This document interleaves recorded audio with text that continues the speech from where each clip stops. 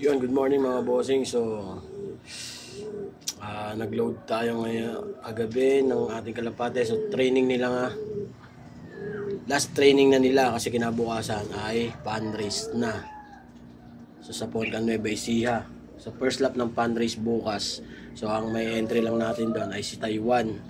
Si Stitch kasi naka ARPCI. Naglabas kasi ang club na ang may isasali, ang pwede lang isali sa mga fundraise or derby ay yung mother club lang na member ka. So ako kasi ay nasa NHPC, ako naglalaro. Si Taiwan lang ang may entry natin bukas kasi nga siya ay naka-com ring. Kaya lang naman si Taiwan ay hindi Taiwan bird, no, yung ibon natin na yun na blue bar. Hindi siya Taiwan bird. Kaya ako lang siya tinawag na Taiwan, pinangalanan natin Taiwan kasi nga yung kanyang ring band ay Taiwan. Yun.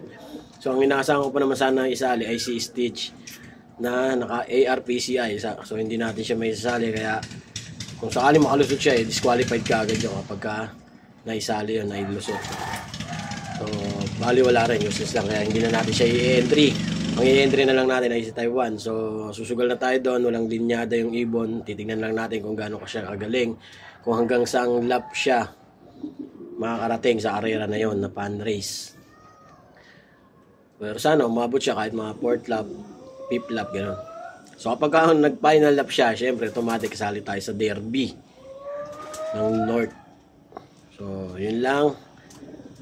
So, tingnan natin kung saan tatagal si Taiwan. So ngayon nag-aabang tayo. Binitawan sila sa Poncan Nueva Ecija. So ang layo nun, air distance mula rito sa ating loop ay nasa 160 or 150 kilometer, ganun. Ganun siya kalayo, air distance. So check ko ngayon, kaya ako sila sinampa si Taiwan ngayon. Dapat papahinga ko sila Sabado na lang para medyo malakas ang ano nila ngayon. Pero tingin ko naman naka-condition si Taiwan. So titingnan ko lang kung anong oras siya uuwi. So binitawan sila ng alas 7 ng umaga. So expected ko dumating siya mga 9:30 or 9:40, mga ganon.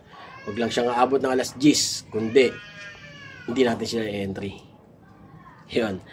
Yun lang ang aking kondisyon sa aking ibon. Kapag dumating siya ng ganon, 10 past 10, pass na talaga siya.